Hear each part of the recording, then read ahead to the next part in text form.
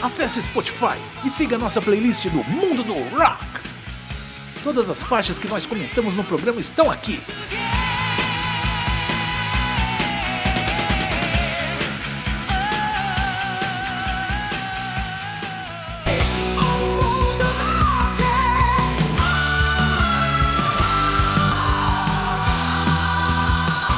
VNS Studio apresenta O Mundo do Rock.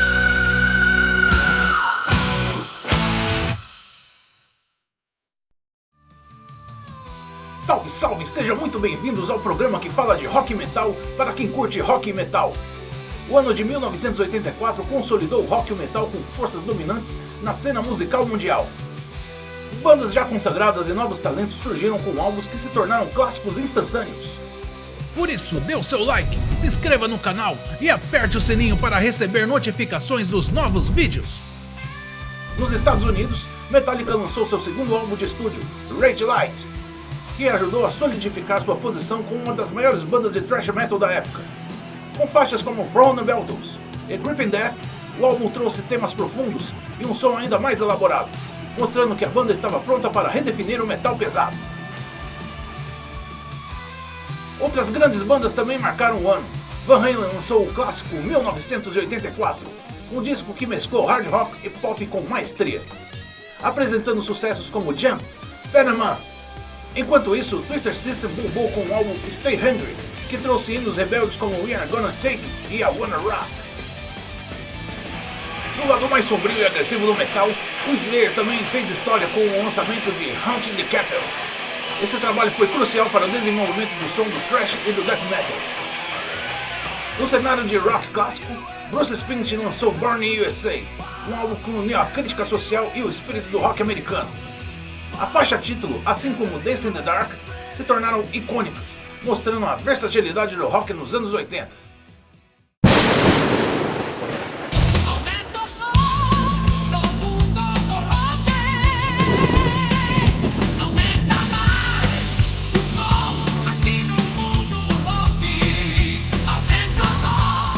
Agora me dá licença aí, porque eu vou tocar numa coisa que não tem nada a ver com 1984, mas o CD é bom.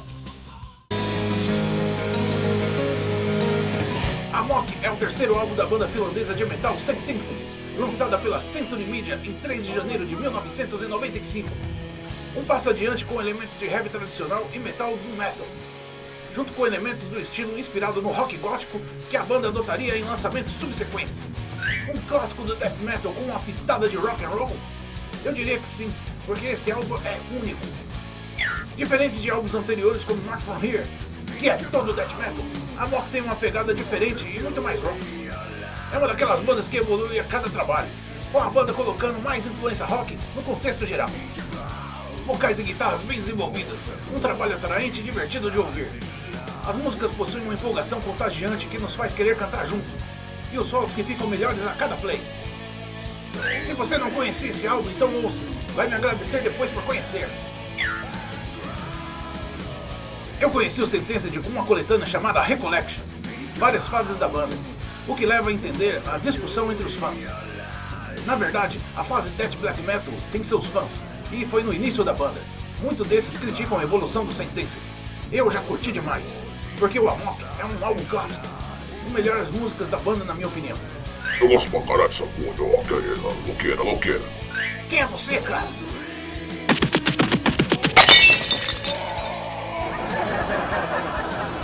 Isso me deixou curioso. E falando em curiosidades,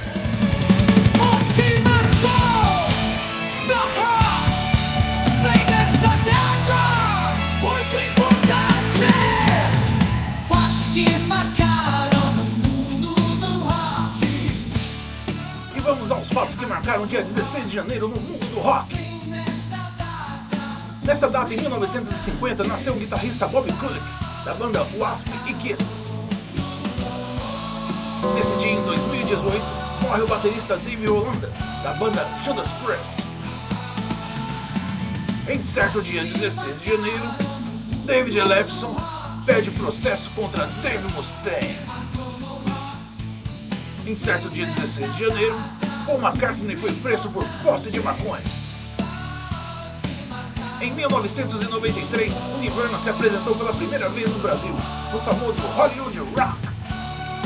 E em 16 de janeiro de 79, o Accept lança seu álbum debut auto-intitulado. O mundo comemora hoje o Dia Internacional dos Beatles. A data foi estabelecida em 2001 por fãs e foi negada pela Unesco em 2013. Fãs que se fantasiam e se reúnem mundo afora para apreciar o legado do quarteto britânico.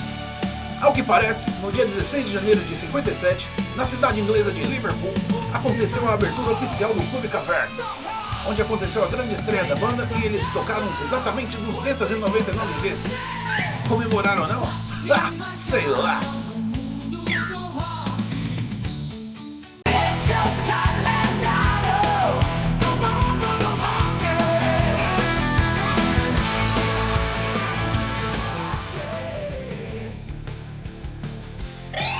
E vamos ao calendário do mundo do rock.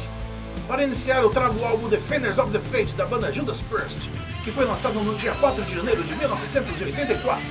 É um álbum que é considerado o clássico do estilo heavy metal, com sons pesados, rápidos e harmônicos. O álbum alcançou o 8º lugar da Billboard 200 e em pouco tempo virou disco de ouro. Em segundo lugar temos o clássico 1984 da banda Van Halen, lançado dia 9 de janeiro de 1984. O álbum vendeu mais de 10 milhões de cópias apenas nos Estados Unidos, dando à banda um disco de diamante. Foi o primeiro álbum do grupo a ser gravado no estúdio caseiro de Edward Van Halen, 5150. Na terceira posição temos Bon Jovi, com o seu álbum auto-intitulado. Isso já está virando moda. Seu álbum de estreia, lançado em 21 de janeiro de 1984, tornou-se o álbum de ouro ao vender mais de 500 mil cópias nos Estados Unidos. Além disso, também foi lançado na Europa, e sua banda abriu shows de bandas como ZZ Top, Scorpions e Kiss. E para finalizar, eu trago o 12º álbum do lendário Raul Seixas, Metrolinha 743. Foi lançado em julho de 1984, gravado pela Som Livre de janeiro a abril. Parte em São Paulo, parte no Rio de Janeiro. O álbum foi bem recebido pela crítica especializada, mas as suas vendagens, por diversas razões, ficaram aquém das expectativas do artista e da gravadora, levando ao término do seu contrato. E o mundo do rock vai ficando por aqui. Nos vemos na próxima semana com mais álbuns e curiosidades sobre esse empolgante cenário que é